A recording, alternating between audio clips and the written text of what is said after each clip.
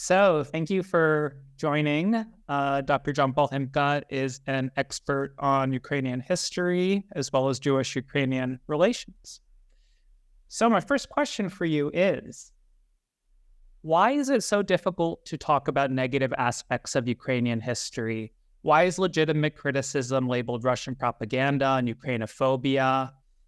Does Ukrainian identity intrude on Jewish identity? There's quite a few questions there. Let's start with the first one. It's difficult because it's always difficult to come to terms with these kind of events. So Germany did not begin anything even approaching a serious, and I wouldn't even say approaching, but did some soul searching in the 60s and put some people on trial for atrocious crimes. But generally speaking, they wouldn't, it was very hard to come to terms with. France, maybe 10 years ago, finally began to deal with its past during the Holocaust, Vichy France and occupied France. And even though Robert Paxton, historian, had been showing what was going on in Vichy France, very hard for people to accept. The Japanese still find it very difficult to have any remembrance of the atrocities which they committed. There are numerous examples of that. I would say in American society, any real confrontation with slavery took a long time. And, this is just, I think, part of the problem is that it's this difficult information. That's the context. Second of all, and I'm not necessarily saying these in exactly the order I want. They're not necessarily the most important to the least important. But another important thing to think about is what happens over generations. So in Holocaust studies, there's a little branch called post-memory, which deals with what happens to survivors' children and their grandchildren, and how that trauma itself can impact people. And I've seen it. I have some of my best friends are Jewish, as they say. No, actually that is true. But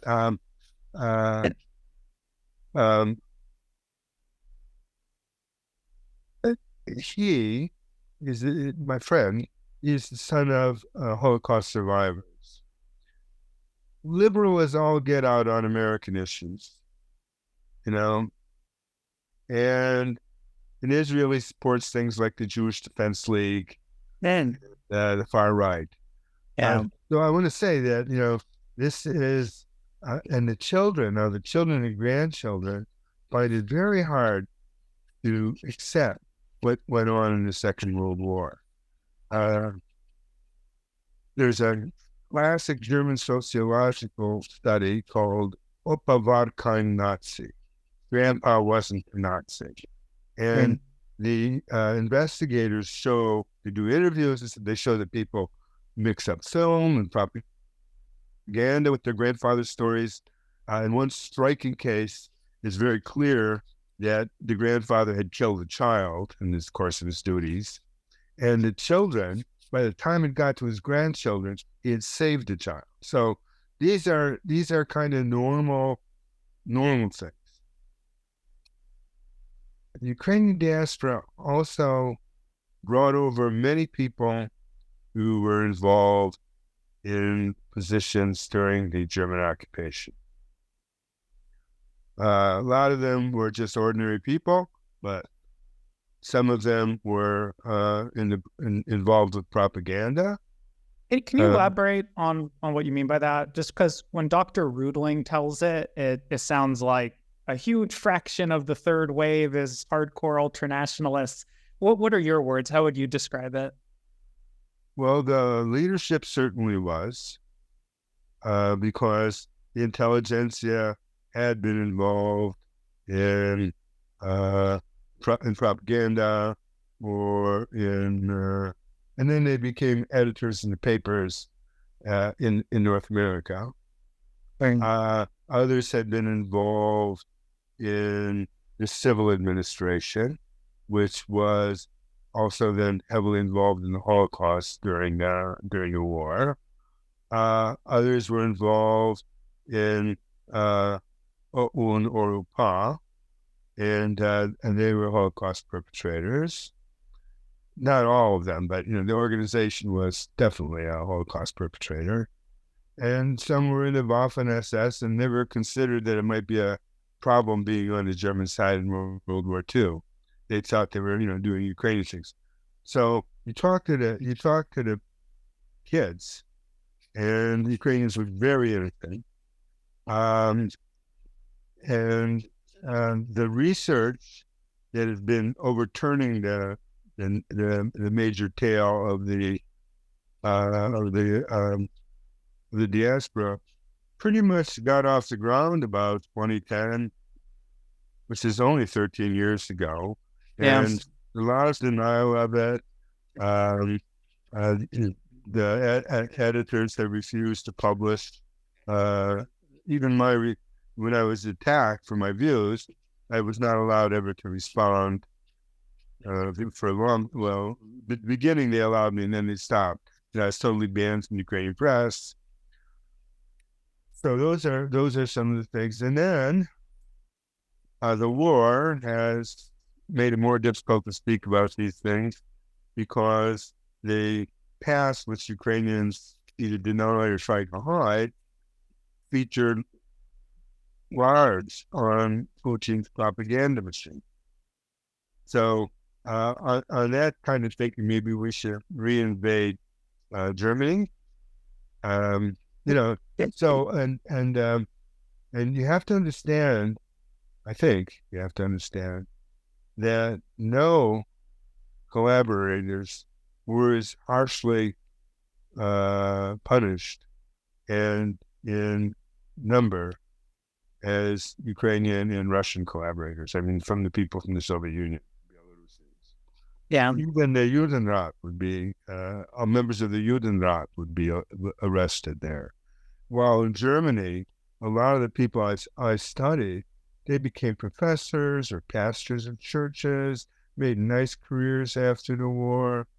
People didn't, for a long time, see what the problem was with having killed all those Jews. I mean, that sounds really possible to you, Lily, I know.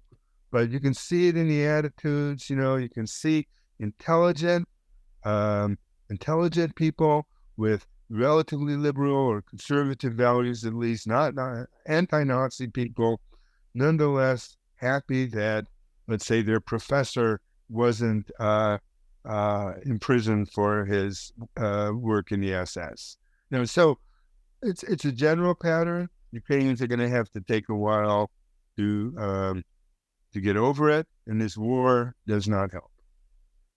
The last piece of that kind of multi-question was around Ukrainian identity. In my own experience in the last 6 months, I'm only talking to Ukrainians more or less my age, in their 30s, 20s even.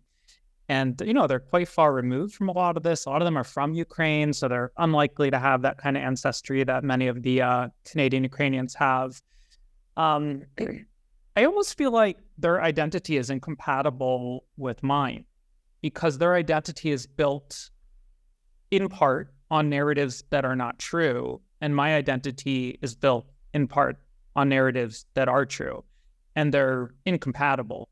And I almost feel like my very existence can be triggering to Ukrainians sometimes when we talk about World War II. Do you buy that Ukrainian identity and Jewish identity are stepping all over each other? No, I think that's, but it's my perspective. No, I think it's wrong for Ukrainians to deny the past crimes of people who were Holocaust perpetrators. And I think as bad as that is, even worse is making heroes out of it. Yeah. But, Ukrainians are not a monolithic group. And in Ukraine is where the best Holocaust studies of Ukraine are now happening. Not everybody has gone over to this ultra-nationalist viewpoint. I think the diaspora is a little more concentration of that pro-nationalist viewpoint. While they can be liberal or Democratic or Republican, and there are all kinds of political things. But I don't see how Jews in their identity are impugned by the existence of, let's say, various forms of anti-Semitism, of which this kind of negationism of the Ukrainians on their history is relatively mild compared to demonizing George Soros and Jews in Hungary, for example. Yeah. And I think, in my mind, the Ukrainian military has a lot of elements that to me look like ultra-right units. But they don't, and their history before was never particularly anti-Jewish. So the far right beat up mainly leftists, Roma, gays and lesbians, African students, but you don't hear, you don't see how they might think the Holocaust is okay. That's one thing, but those are very far right people. But they exist in Ukraine, but also there are other people in Ukraine who really think very different. Yeah, I agree. I think my sense of the Ukrainian far right is that they just don't consider Ukrainian Jews to be a big threat or a major problem. There's this huge thorn of Holocaust and their need to deny that and maintain themselves as heroes. So I see this kind of odd thing when I read like Ukrainian, far right sites and the like. It's like they don't know anything about Jews. They'll talk on and on about Ukraine, never heard of Jews, Judaism, nothing until the Holocaust comes out, and then they show tremendous intimacy with Jewish sources and information. But that's the only topic. So I agree with you there, but nonetheless, they are perpetrating a massive injury to Jewish feelings, memories, psychology. I think that's one of the things I tried to get across to some of the Ukrainians who are like, oh, it's past. I'm like, well, first of all, it's not, because Ukraine is still paying UPA survivors and we haven't finished burying all of ours. But the distress that this has caused to Holocaust survivors and then their children who had a lot of intergenerational trauma, and even their grandchildren, the sense of humiliation, of indignity, of injustice, it's definitely something very horrible they're doing. But I agree with you, they're not out beating up Jews as a matter of course. What add to that, they also received a lot of funding from a rather Jewish so-called oligarch, Kolomoisky. He was the initial funder of these very far right, like Azov and Aidan and them. He was funding them, and they haven't attacked Zelensky on his ethnic Jewishness, although it gets dog whispered in conversations. He's not ours, and the odd thing is, Lily, that in Ukraine there are lots of Jews who also want to either deny that the OUN and UPA were anti-Semitic and killed Jews. So you have the whole group by Zisads, for example, which Nachmanovich, the Babi Yar specialist, Anatoly Podolsky, who runs the Center for the Study of the Holocaust in Kiev. Those are people who don't like the finger being pointed at Ukrainian nationalists, say that that is all Russian plot. Yeah. Others, so Edward Dolinsky is against the memory of OUN-B, but a considerable, and it always bothered me. I said, what are your grandchildren going to take? We'll see your defense of these people. So what do you do about that when there's this large body in Ukraine of Jews who oppose certain Babi Yar projects, who deny the nationalists did anything, who say that anybody who says that is a Russian agent. What's his name? In Lviv, there's a guy who does this. So maybe this is, what do you call it? Calculation on their part? That's my impression. I've talked to some people in this camp. You're talking about the more intellectual side where they actually write on this. As for the people who have been influenced by them, I've talked to a number of Ukrainian Jews and, a few thoughts on Ukrainian Jews from my perspective. Number one is this is a tiny, tiny, tiny remnant of the community and one that has experienced profound identity loss. And this is a case where I'm just really open. I'm not intersectional in my work. Yes, I'm working on Jewish-Ukrainian relations, but I will not put Ukrainian Jews at the middle of this. Clearly, they have an interesting voice, but to do that is to say that the 99% of Jews descended from Ukraine, i.e. regular old Jewish Americans and Israelis, are somehow less important or belong less. It's almost to hand victory to the people who wanted Jews to leave or die. So no, I know many Ukrainian Jews at this point. I would say it's a pretty even distribution in terms of how they feel about me. 1/3 hate me, 1/3 soft shun me, and 1/3 love me. And it's very unsettling when I have, Ukrainian Jewish researchers in Kyiv helping me, and they've also experienced a lot of identity loss. They were on multiple years of rediscovering their family's Jewish legacy because it was taboo, and they're insisting, Lily, push harder, push harder. And then I have people begging me to stop, and they're half in the nationalist narrative, and Shulevich is actually okay. I saw some documentary. I think it's an intellectual pickle. When I started this work, I vaguely knew some of this, Demyanjuk and all that. It's not until you really get into it that it becomes clear how intractable this is. We also live in an age of extreme polarization. Yeah. I mean, it's not the 1930s exactly, but this war is polarizing. Climate change is polarizing.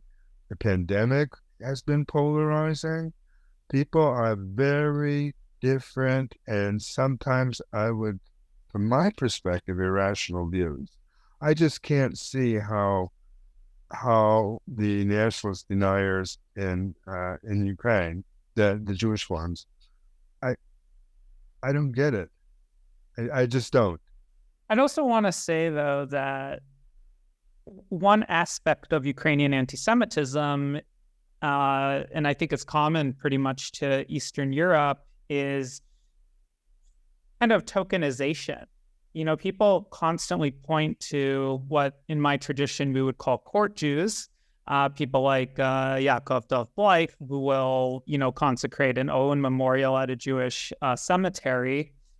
But the Jewish community is completely united against Owen veneration. I posted on my Instagram the very signatures and stamps of 20 plus Jewish groups of every which, ghetto fighters, memorial, this, that. In terms of the actual voice of the community, it's completely opposed. I think the issue in the context of Ukraine. No, in Ukraine. I mean, I'll show you the document. You can kind of decide for yourself. I don't know all the Jewish orgs, but certainly the Jewish Confederation of Ukraine and the VOD and all of these groups, even ones that have some of the people that you're talking about on their staff. I don't, but it seems to be very easy for people to just dismiss that and point to someone like you're talking about. I forgot his name with the Z. He's the most famous. Yeah, it's like, oh, yeah, whatever, but Ziesel's cool with it. It's part of just a lack of empathy, a very profound indifference to Jewish experience. I think it's also partly viewing us not as really indigenous to Europe, as always having been guests there. So, yeah, I don't know. It almost seems like I don't think anything the Jewish community does really matters in Ukraine, so long as you have a few yes men. That could be the case. It's also the Ukrainian Jewish encounter here. What are your thoughts on them? That they are very soft on OUN-B. And again, I also wonder how they live with themselves. Some of the people involved, yeah. Some of them are their friends, right? They've, like Alti Rodal is a friend, and so is her husband, Beryl. But I don't know. I mean, to me, to me, truth is extremely important. I have to say that. It might be because I'm a historian, but it might not be. It's just a value that I really have long held. I appreciate UJE, Ukrainian Jewish Experience. I've talked to Natalia from that group. They've done some interesting research, and I use their materials in my own work, especially to show the cultural side and the interactions. When it comes to the question of Jewish-Ukrainian relations as a subject, that's where I think they're very well named, right? This is an encounter. It's an encounter, Ukrainian-Jewish encounter. They don't claim to do anything so ambitious as reconciliation. I definitely have some concerns. They treat Vyatsrovich like he's a serious person. They link to Internet Encyclopedia of Ukraine, which is a major source of disinformation. And I also just don't think they have a political conceptualization of the issue. As I have worked on this and read the papers and studied it, it's clear to me, I don't know if you agree, but the only issue of substance is World War II. There's a legendarium of Jewish-Ukrainian relations that it's about Cossacks and this and that. I disagree. I think when you consider all the factors and what actually has politically impeded getting to know each other and reconciliation and all that from World War II, the only issue of substance, in my view, is the Holocaust. Maybe a distant second would be like the nationalism, Petlura. But in my opinion, everything else is legendarium. And I think approaches that say Jewish-Ukrainian relations is mostly a matter of misunderstanding and education, and that there aren't real substantive problems, that's where I disagree with UJE. Well, I think there's real problems. I think I've been a long time opponent of this denial. Once I found out what's happened, I couldn't live with that narrative, that Ukrainian diaspora narrative. And I got on this path originally trying to sort things out for myself, not for any cause, for me. And I never knew. I grew up in a non-Jewish neighborhood. There were no Jews where I lived. And the first time I began to meet Jews, and I wasn't aware of the cultural differences between us, was when I went to university and discovered that most of the people I liked were Jewish women, actually. And no, not necessarily in that way. I mean, just I liked them. I really liked them. They were so many interesting ideas, and they knew so much, and it was wild for me to pick up on it. Like, I told a story from Catholic school where I had to go, And I was in a group of kids, we were young, and nobody could relate to it. And I realized that none of them were Catholic, and I realized they were actually Jewish. And then the first time I realized there was any problem between Ukrainians and Jews was one girl I hung around with a lot. She got involved with me on a Ukrainian history project. Her mother came to visit and said, "Whoa, Ukrainians and a Jew, that's very odd." I didn't know why, because my grandma was like a lamplighter, and her friends in the old country were a lot of the Jewish kids, and she always was it's the word I'm looking for, almost intolerant to intolerance. She's uneducated, but that I was raised in that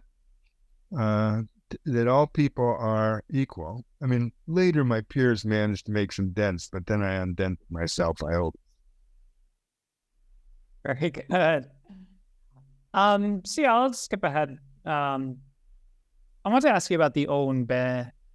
I feel like the discourse, very broadly speaking here, has not adjusted to the reality that the OUN-B is it's a present tense organization, and it's not a historical intellectual current. And I've definitely encountered a lot of resistance on this point. I know that Dr. Rudling is on the case. He quotes, or he thanks Mas Robson, also not a popular guy, and one of his most recent papers. So he's definitely on it. And I got to say, every day I study the contemporary OUN-B, I become more convinced that it's a serious problem.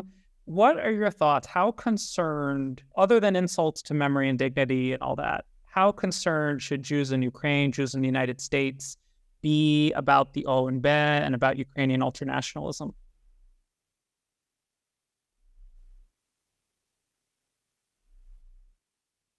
Well, I think at the moment, it's going to be very difficult to make arguments that will have any impact outside intellectual circles.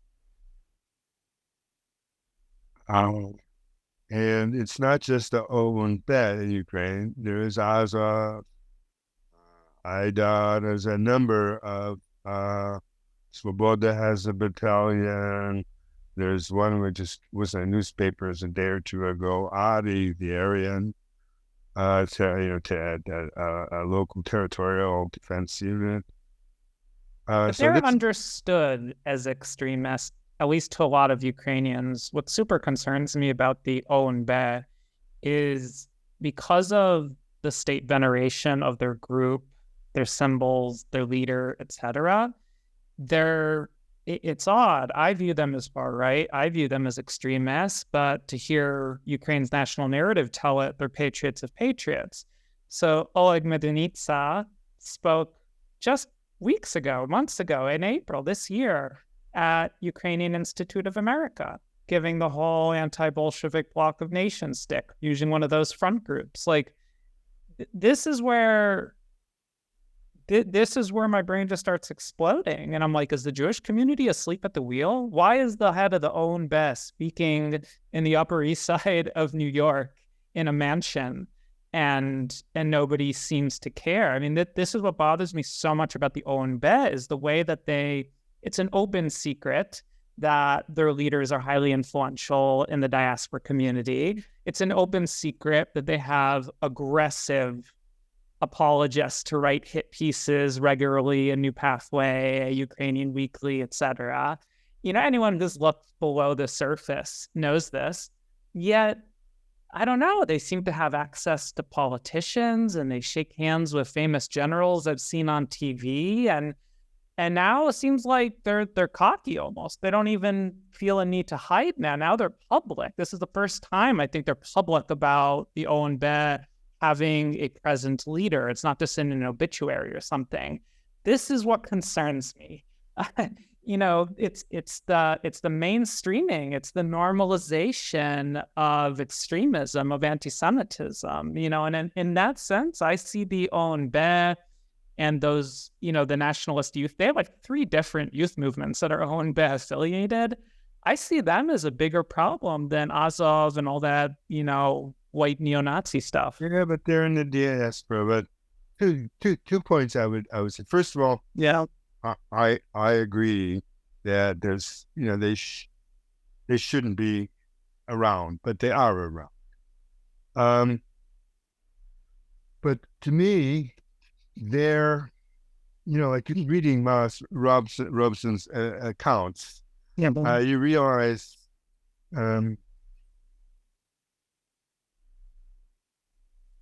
these are people you wouldn't invite for dinner. I mean, they're really weird people. You can see that. They bother me less than their overall influence on diaspora thinking. That's where you have a person who's head of the Canadian Ukrainian Congress who came out of their structures. Their youth groups, their choirs, or whatever. I think that's a real problem. So they frighten me less than their narratives diffusion. Yeah, I mean, the youth in the U.S., whatever, but the way in which they're growing really quickly under, what was his name, Romanov or something, before Medunitsa? Yeah, you're learning. My view, and I'm not a scholar, and I've not argued this, but I think evidence is accumulating that the OUN-B has inverted itself. They suffered demographic losses for years and years in Canada and the United States, but they held on long enough to send a ton of money to Ukraine. And every time I see pictures of them in Ukraine, it's just large numbers of young people. So the aging, collapsing demographic here, stood strong long enough to invert back into Ukraine. And that's, I don't know, it's a problem on both sides. I think in Ukraine, there's such a marginal percentage, but in absolute numbers, they're large. But their influence is large. The second point, besides the fact that, I'm more disturbed less by the actual organization than by its message. Yeah. But the other one is to expect Canada and the United States to in any way, they've been supporting OUN-B or factions of for years, right? Yeah. The CIA funded the breakoff group of Lebed and Rebet and those guys for years. They're not going to say there's anything wrong with this. Canada has been supporting them. They didn't in immediate aftermath. I mean, they didn't immediately before the war because they realized they were pro-Nazi. But now, now they get, Per Rudling will tell you, like they get $100,000 from the Canadian government and to run their organizations. And it's a real problem. And for years, I've been also advocating that Canadian politicians should get Ukraine to come clean with its Holocaust history. This has not happened. It has not happened at all. And America is even less concerned with that. So, I'm trying, though, expecting from America and Canada, especially from America, which has its friend Saudi Arabia be the host of the new Ukrainian peace plan. Well, really, honest to God, what can you expect from these people? The United States is the United States. Biden is not the worst person in the world. The United States is not the worst. They're helping Ukraine fight a war. I really appreciate that. But it's a country which is, it's totally damaged its reputation outside the developed capitalist countries. People in Latin America hate Americans. Africans hate Americans. A lot of Asians hate Americans. They don't hate Americans like, people like and I was born in the States, like you and me, but they hate what America does and Americans. And, Ukraine needs an ally. Certainly, the United States is a better ally than Nazi Germany or or Stalin and the Soviet Union. But this concept, by June of 2022, I'd written my article warning about the problem of America. And sure enough, it's all coming in the papers today. Now the Wagnerites have taken over where French imperialism was very strong. It's because the Americans, plus we had all those years of President Trump, who was an isolationist and nurtured a culture of alternate facts. Always, you have to deal with the historical situation you're in. Right now, there's a war on. We have a danger that many democratic countries will have undemocratic pop-up figures, right? Maybe even taking power in a number of countries. So it's all, I've said in my application to become another species, I'm not being listened to. I have to live with what I got. I know how that feels. You're very tough on America. I'm more tough on the American Jewish community. And, I've actually sent this question out. I haven't got a response to some people to study this, but what is going on with American Jewish politics? I can't figure out. It's so opaque and institutionalized at this point.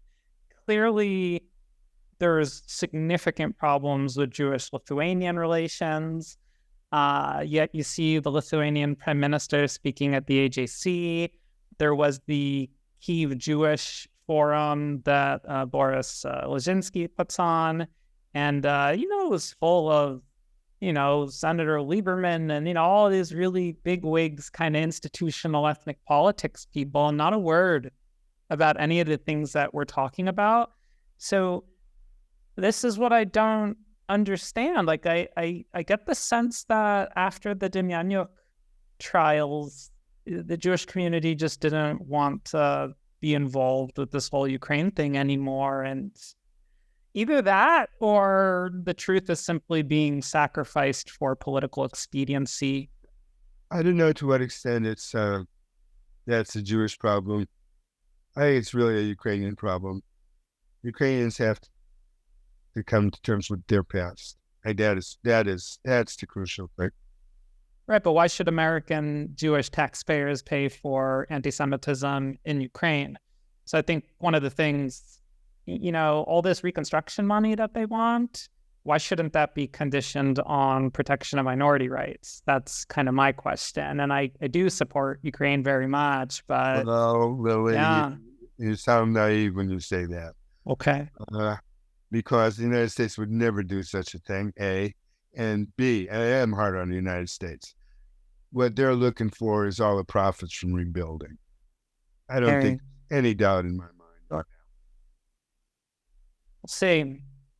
What advice do you have for young Ukrainians who are, at least open to the possibility that there's a problem here, what they've been taught is not quite right, but there's also other ideas swirling in their heads, documents in the archives could be Russian fakes, and Moscow's always interfering and paying for historians, and I heard some guys writing a book in Ukraine that'll overturn all this in a year.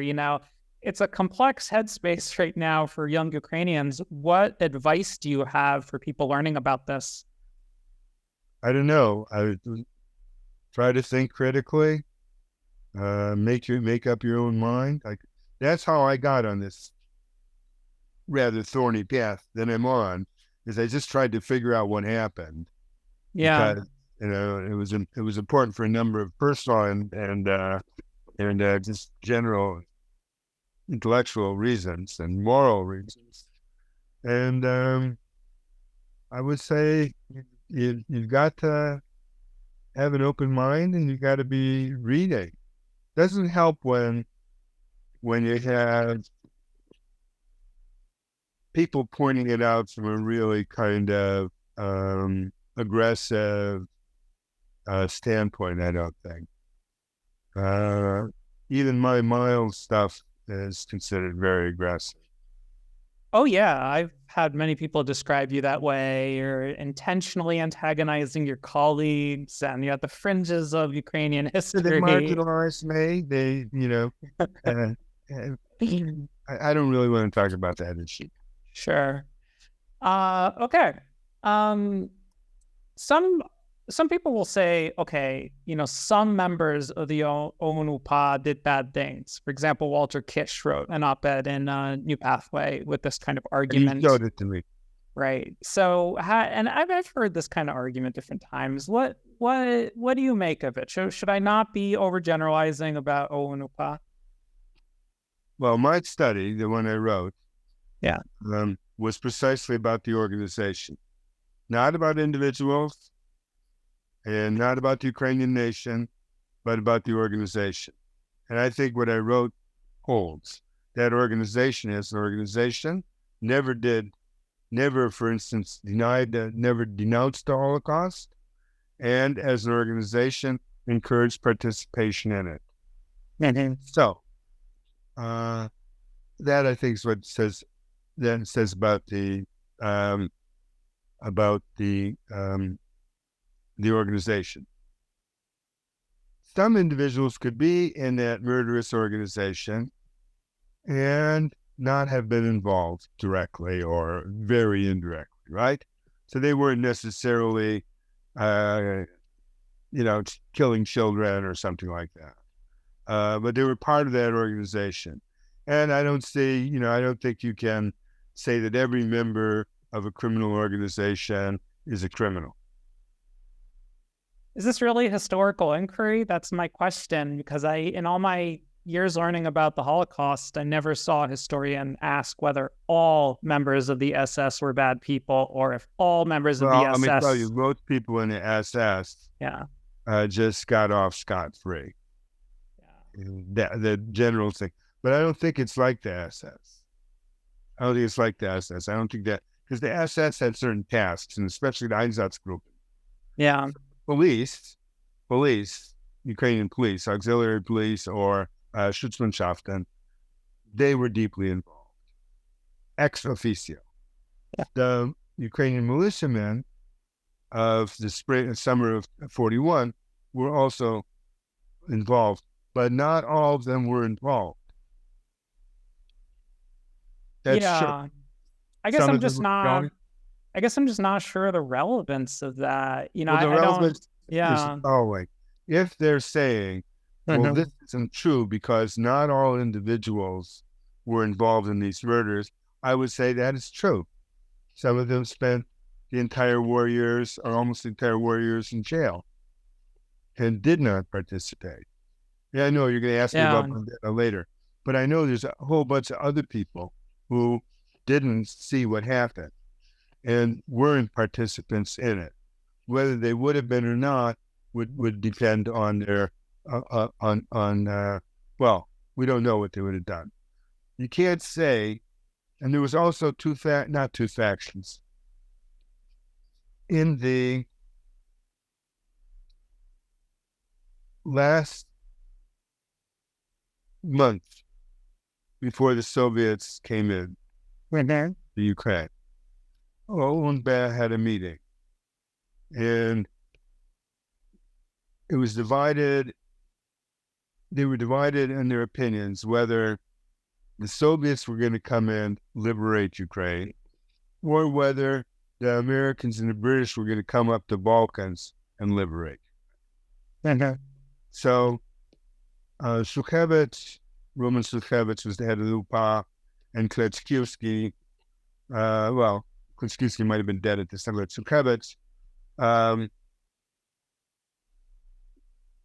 Sukhevich was to take care of things in the case that the Soviets came back and liberated Ukraine. And that meant killing everybody who could possibly be pro-Soviet. And that included whole units of their own troops. It included POWs who had been released. It included Russians who had been fighting on their side and then were murdered. It included all Jews. It included all leftists that they could find, if there are any, included all Poles. So they started a massive mass murder campaign. But another faction was set up to, it's not a faction, it's a division of labor.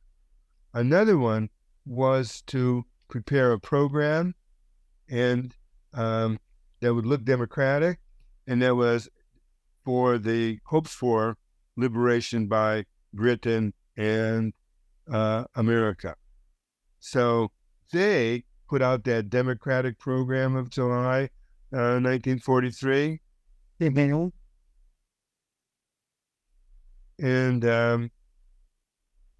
they, some of them, of course, were deeply involved in the Holocaust too, but they took a different tack. So, I don't think some individuals we know were involved in terrible crimes, murdering many people. And other individuals avoided that or tried to save somebody. But a lot of people who had saved somebody were also responsible for death. So it's a complex thing. Yeah, I mean, it's a complex thing in terms of establishing war criminality, but in 2023, that isn't really the goal. I see people like Askol Lozinski really hold to that kind of viewpoint of, it's a war crimes trial for people who are dead. I think the reason I don't appreciate the whole, maybe not all UPA members or whatever, is that the discussion is whether the OUN and UPA are complicit in the Holocaust. Whether they're that I feel is clear. The thing is, when people start with that, usually, from my experience, it's an attempt at rehabilitation. Bandera, we'll get to him. He was in jail, so he can't be a murderer.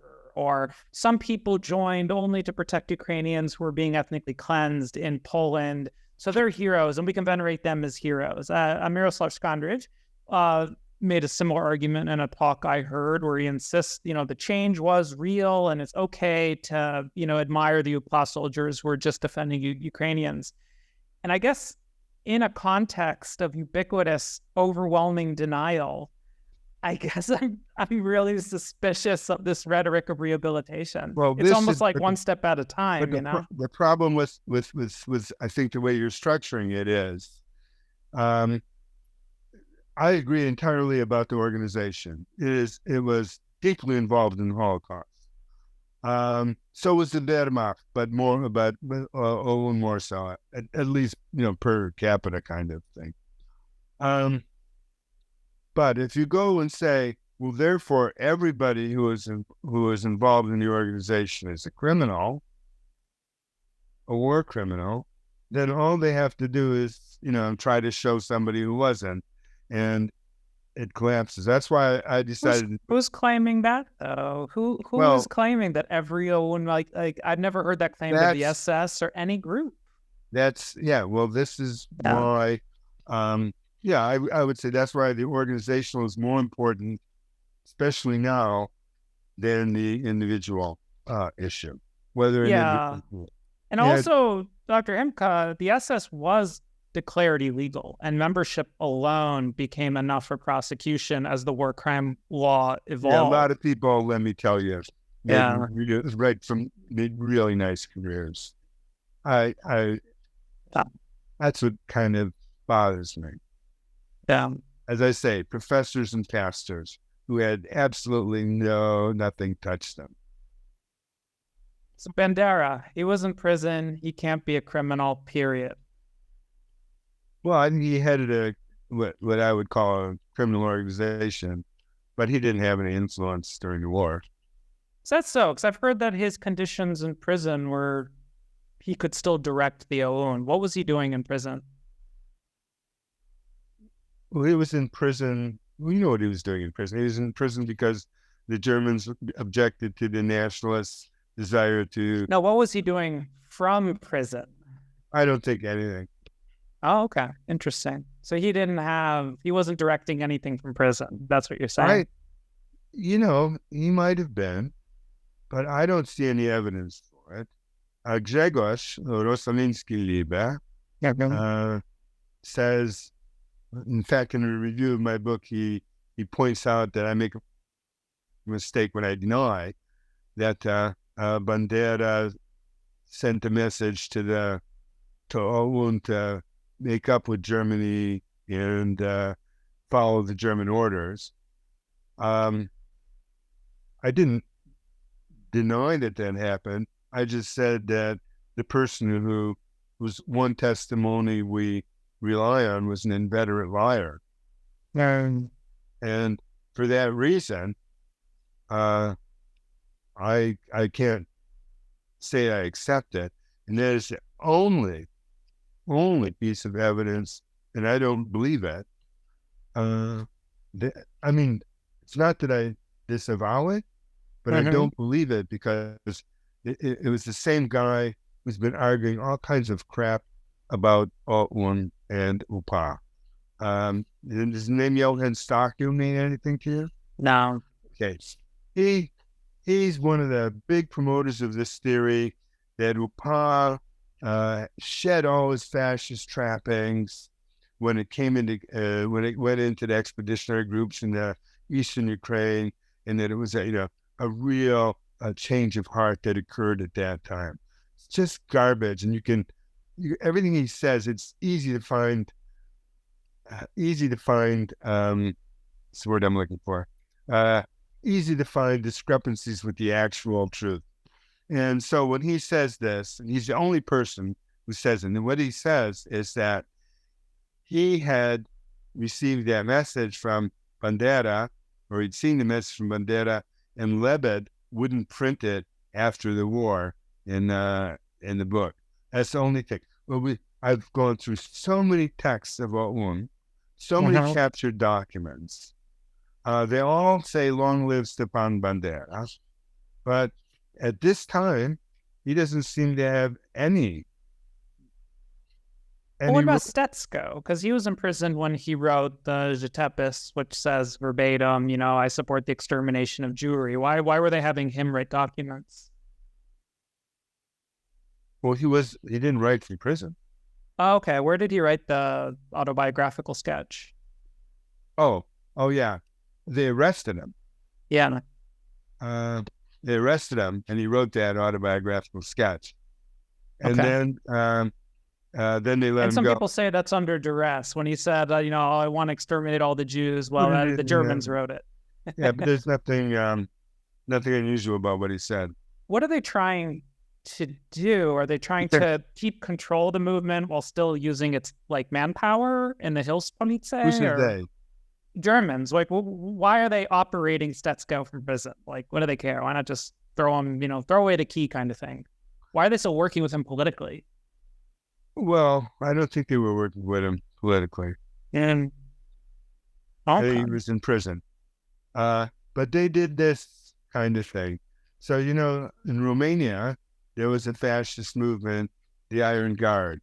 Yeah. And at the time of the wartime, when it committed terrible atrocities like in Yash, or we call it Yasi maybe, terrible atrocities. According to one historian, they were hanging Jews from their meat hooks and butcher shops. I mean, that's pretty terrible. Yeah. Well, the Germans, and then Horace was arrested by Antonescu and the Germans, and he was put in a German prison.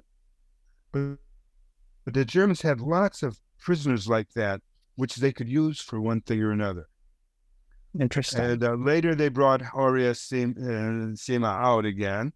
And in the case of Stetsko and Bandera, their release from prison was negotiated when the Germans needed OUN help in 1944. So that's why they keep these people there. But like I say, I personally saw no evidence that Bandera was directing anything. It seems to me the big guys were Lebed and Shukevich. Interesting. Okay, so I want to ask you. Go ahead, yeah. And Kletskiwski, too. Cool. So I want to ask you about Ukrainian studies. Something's not right with that discipline. I don't know exactly how to put it, but this Israel-Palestine-like two parallel tracks that Dr. Rudlin talks about, well, with Israel-Palestine, there's an Israel-Palestine conflict, so we can kind of understand why that would be the case. With Jews and Ukrainians, it's kind of inexplicable. And when I read the Internet Encyclopedia of Ukraine, or I look at some of the things that like Dr. Lubomir Luciuk is putting out, like something's wrong here. Sorry, go ahead. What did you say? He's a bit of an extremist, I would say. Yeah, he's another one of these hiding in plain sight OUN-B apologists, if not member. I don't know. It's hard to show who's members of secret organizations. But, he was very active in the Bandera Front, League of Ukrainian Canadians. Sure, but what's the difference between a facade and actual membership? Because the evidence, at least that I see, is that there's a real oath taken by OUN-B members as separate from the facades and the apologists.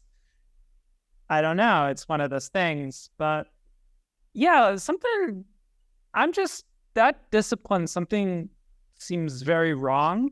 And I know people are probably going to clobber me for saying this. How dare I? And my favorite professor is Ukrainian studies professor, and she never once even wrote about the Holocaust. It's like, well, yeah, that's the problem, because this entire discipline has been complicit in, first of all, shaping a narrative of Ukraine that even allows for such an absurdity, and they're being silent about it. I very much believe that even the progressive groups like Razom are enablers, and they're fully aware of OUN-B penetration of the Ukrainian community, and they view it as unsolvable, so they don't say anything. That's my opinion of the liberal group. So anyway, we get to this decolonized Russian studies movement, and I'm like, I don't need 10 more Luciuks. I don't need departments of Holocaust denial. Where is this all going? Well, I think that the decolonization of Slavic studies is overdue. And on the question of the Ukrainian studies centers, they get their funding primarily from the community. And they represent the community's views, and also they're recruited from the community and share those views to begin with. I don't have a lot I want to say about this because I don't want to. It's just a painful subject for me, okay? Yeah, I understand. Okay, let me check out my questions. Yeah, I guess this can be the last question. So the trend in Eastern Europe seems to be for every state to consider itself having been occupied by the USSR as being wholly separate from Soviet atrocities, communism. I'm aware for some countries it's being taken more seriously, like Georgia, but was Ukraine occupied? Was the Ukraine, SSR a real state in any sense, an expression of Ukrainian will? I mean, how do you think about Soviet Ukraine? I think of it as a consolation prize. Ukraine has fought for their independence. And of course, that was, they were really not capable of winning it. And not only militarily, but even diplomatically, they had a lot of difficulties. Yeah. And then the disintegration into the pogroms in spring and summer of 1919 in particular, was very compromising, and it earned a lot of enmity from the surviving Jewish population. Which pogroms were these? Pogrom de Pluris pogroms, they're called. Oh, Petleras. Yeah. But really, it was forces of the Directory and then the warlords, some of whom were sometimes with the Lura, sometimes with the Bolsheviks. And then there was the whites, the Nikan army, which accounted for 20 or more % of the victims. But the result was that there was no Ukrainian state. And the Bolsheviks managed to take it back, all that territory back, except for Volyn and Galicia and the western regions, by late 1920. Then, and a lot of the Bolsheviks, having fought the Ukrainian army, wanted to just divide Ukraine up into economic zones, like a Donbass and an agricultural zone, but not have a separate Soviet Ukrainian republic. But Lenin said we would be making a mistake if we didn't make a concession to the aspirations of people who fought us so hard for their independence. That the way to get rid of nationalism is to allow the free development of nationalities. And so, on his insistence, Putin says this too, he blames Lenin, but that's what happened. That's how Soviet Ukraine happened. And then there was an indigenization policy, a Ukrainianization policy. And for about 5 or 6 years, the explosion of Ukrainian culture, scholarship, religious thinking, everything was unprecedented and great. And lots of people came over from Galicia to find jobs in Soviet Ukraine because it was the one place where Ukrainians could use their language and stuff like that. But then in 1930, all of this was reversed. All the intellectuals, almost to a person, were arrested and didn't survive till 1941, just like the old Bolsheviks, and the church the Ukrainian church was wiped out, and then of course there was the man-made famine of 1932 to 33, and after the war, there was further, more systematic and actually very clever Russification. Well, Stalin was kind of banging with a hammer. Khrushchev and his successors turned Ukrainian culture into sort of damaged goods. So you could publish 8 volumes, let's say, of a famous Russian historian Khrushchevsky's works, but you couldn't publish a Ukrainian who was at the same intellectual level, who was as equally respected in his time, like Khrushchevsky. You couldn't have a Ukrainian literature that was in any way more interesting than Russian. Periodicals on the sciences were in Russian. You could, in Ukraine, you could go to Ukrainian university without ever knowing a word of Ukrainian, but you couldn't do it if you didn't know Russian. So there was this idea that, as a woman who tried to report me, I was a victim of the KGB plot back in 76, 75, 76. It's actually written about in the book. But one of the things that happened in the course of this was there was a woman knocking on my door asking if I wanted Russian lessons. Yeah, like ordinary Soviet citizens would go to the foreign the foreign dormitory and knock on the door asking if anybody needed Russian lessons. Right. So she didn't get me. She got the guy next door who was accused of working for Mossad.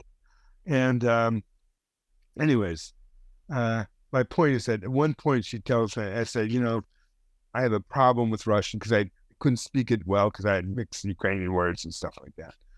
And she said, I can remember her exact phrase, that Ukrainian was, "Какой узкий язык." What a narrow language. And she was right. You couldn't read the world classics in it. You couldn't read major scholarship in that language. You could sing folk songs. So my feeling for Soviet Ukraine is that it is responsible for a lot of the problems that came after it. And even now Ukraine is trying to regain its feet from that experience. So that's what I think of Soviet Ukraine. Yeah, I guess where I get concerned with those narratives around Soviet Ukraine is I hear people using arguments like that to deflect on anti-Semitism. So Alexander Gendler mentioned in a conversation with Dr. Rudling that the street he was born on, Zamostia, or that neighborhood, they renamed from Zavodskaya to Khmelnytsky in the Jewish neighborhood to show Jews who's boss. And when I heard that story, I could almost hear some of my Ukrainian friends in my ear going, yeah, but that was Russia. That was the Kremlin. It's like as though Khrushchev, or whoever, 54, I guess, when Stalin dies, Stalin or Khrushchev is as though writing to some, little street in Vinnytsia telling them to rename Khmelnytsky and no Ukrainian was involved, There was still, what kind of decisions were made centrally? Really? That's what I want to hear. Yeah. Yeah, you have to realize, too, that the central authorities would constantly rename, when they first took Western Ukraine, they renamed all the streets. Mm.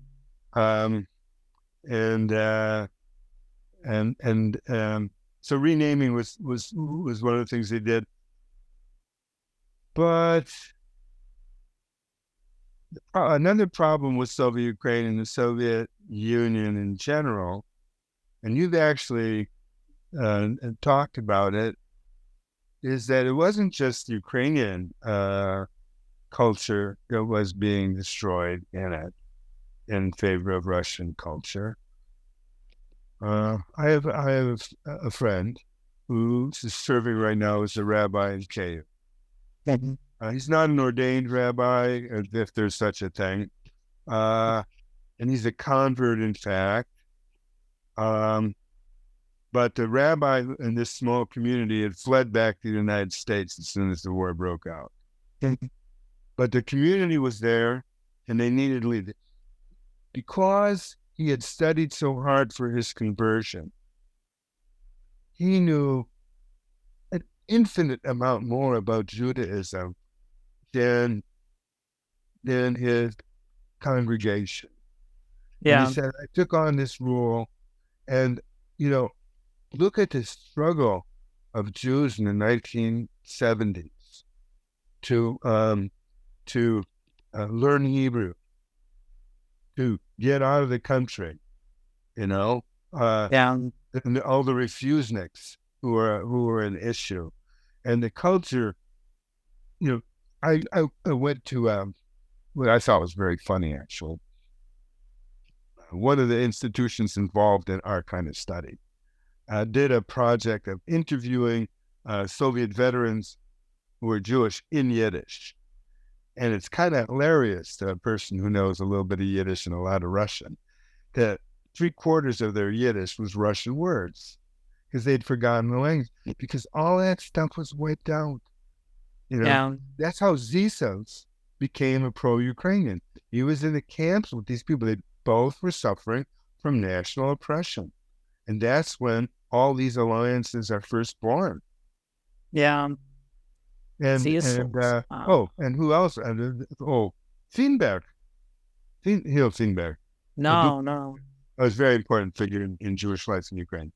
Um, he's the head of WWII Institute. Okay. And they have the major publishing house, Duch I Litera. Huh. Anyways, he's also from that group. And people like Marinovich had been in the camps, and they knew the Jews there. And those camps of the 70s, they say, well, we might have, and it wasn't even that they thought they had done things to each other. They just realized that they were in the same boat.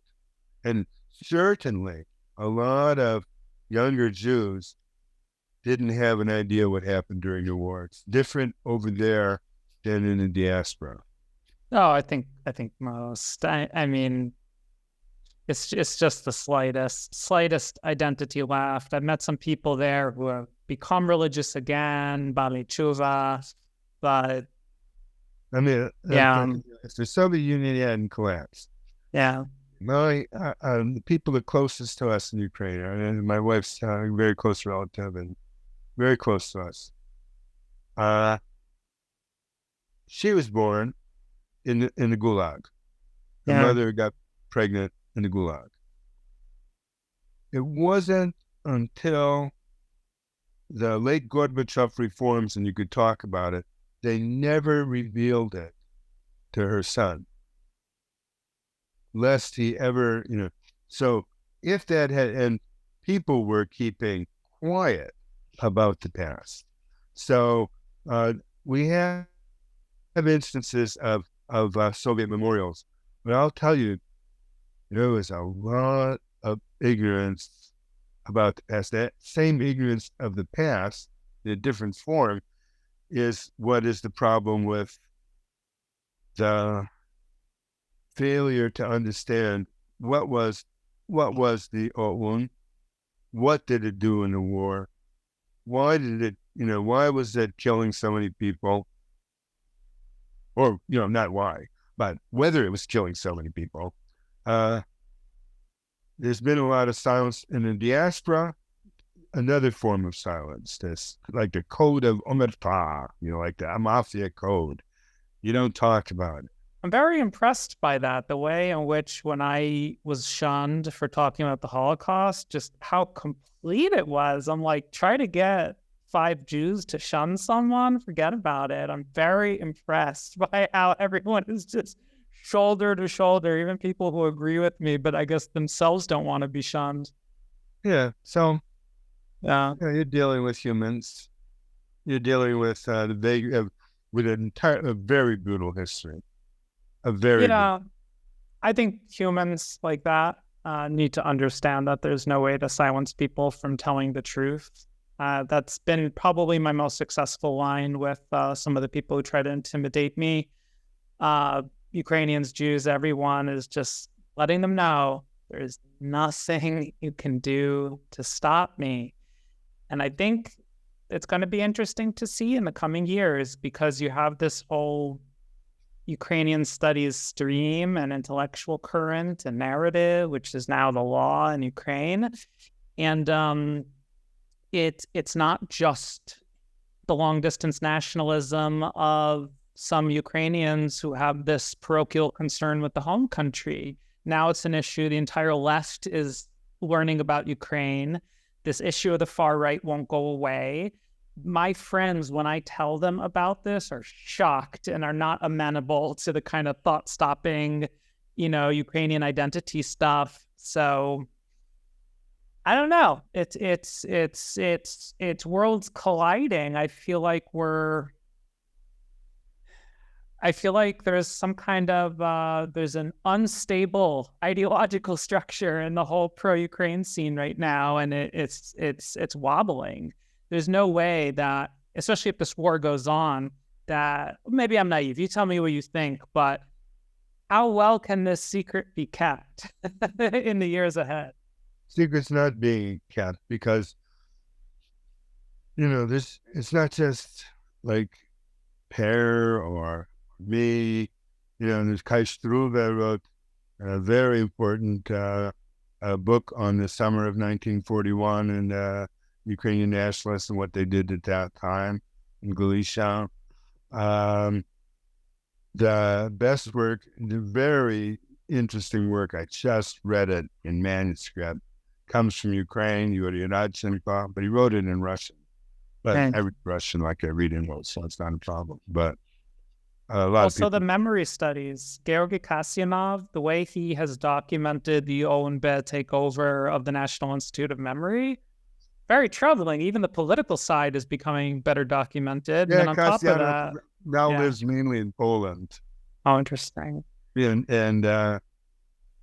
he's an interesting fellow because all of this is sort of like water off a duck's back for him. It's kind of like, oh, really? What are the plebs up to now?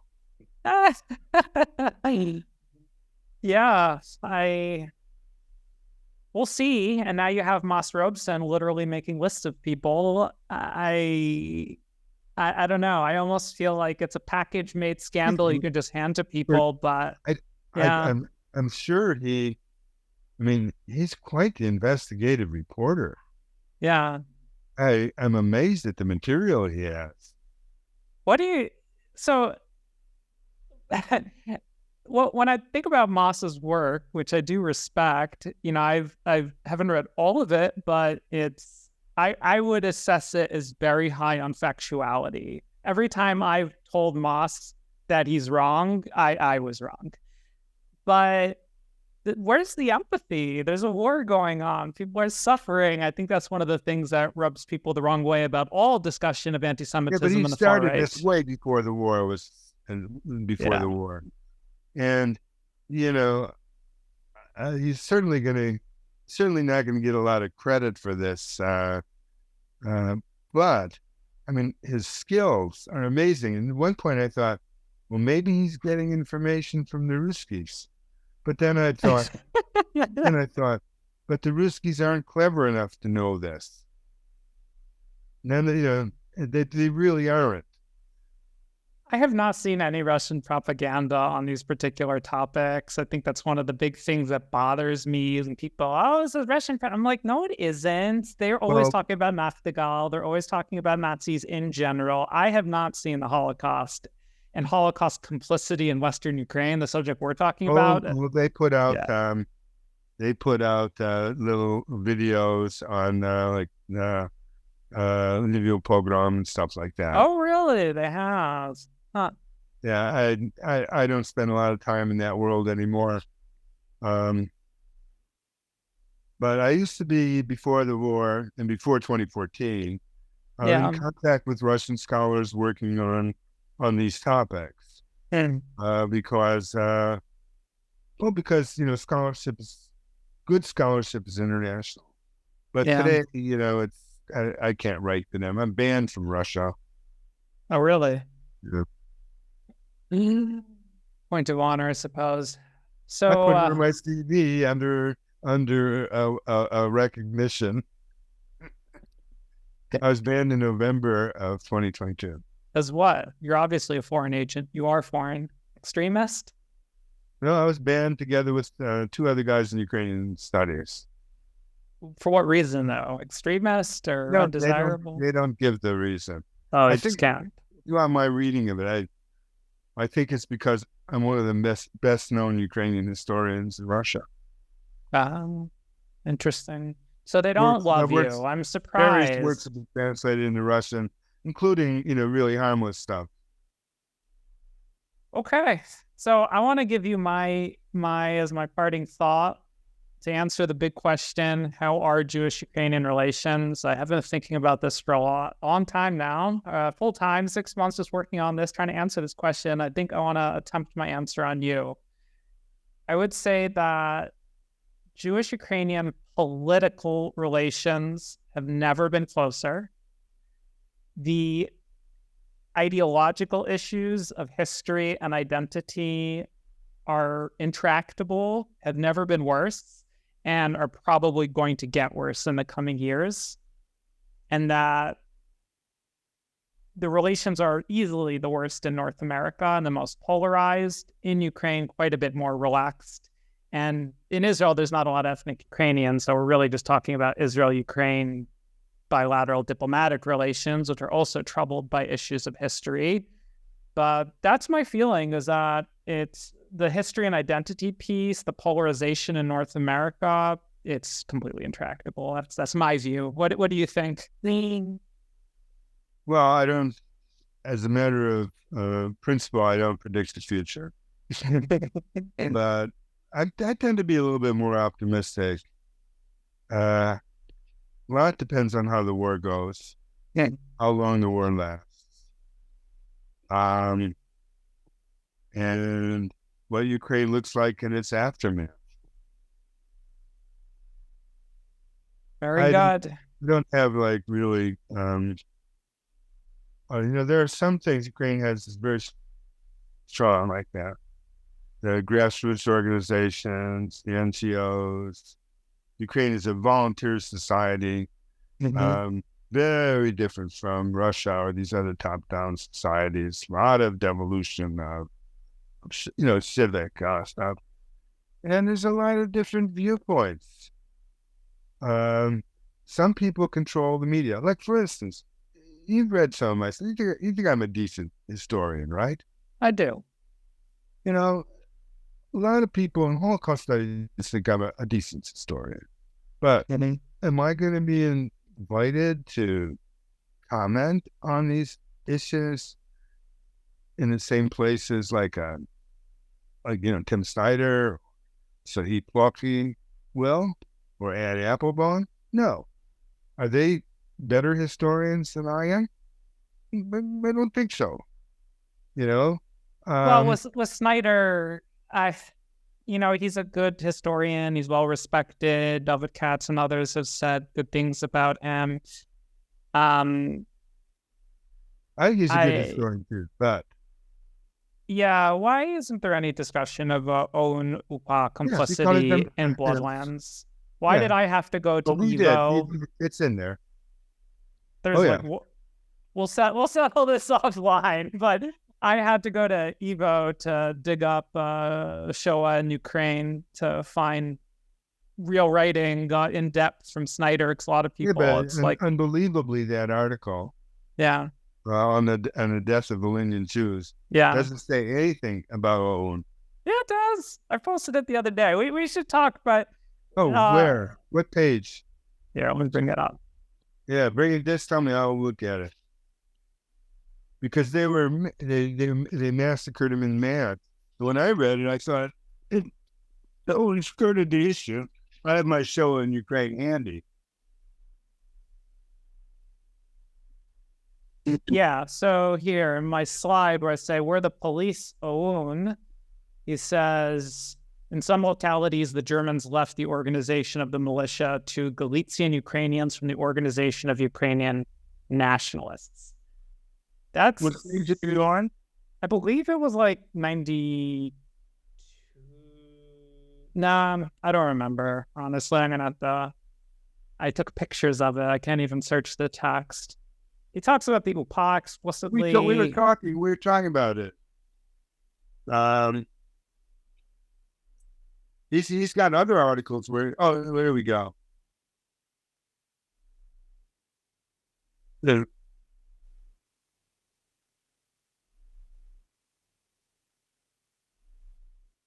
Yeah, I don't know. I mean, people might criticize Snyder. He didn't claim to be writing a book to educate people on the Holocaust, but I do find it really troubling. He wrote a number of 2 books directly on the Holocaust. Not as I mean, again, I'm not trying to rip on Snyder here. Like, I'm reporting from my experience. How many educated Ukrainians want to beat me over the head with that book? Because they know everything I'm saying is wrong because they read Bloodlands. That's what bothers me in all this. Yeah, well. And I also think there's legitimate criticism around double genocide narratives, which I'm not as hard on this as David Katz or Frank Zeroff, or they really like. Yeah, to me, they go overboard, especially Zeroff. I was surprised that Tara co-authored an article with Zeroff. Yeah, that's a very kind of, more political Yad Vashem kind of Jewish side of the Holocaust. I don't know, but I admire the other. yeah, I don't know. There's a lot to talk about. You've been very generous with your time, Dr. Himka. Thank Yeah, you so well, much. I always feel that I was, I made my living on taxpayer money.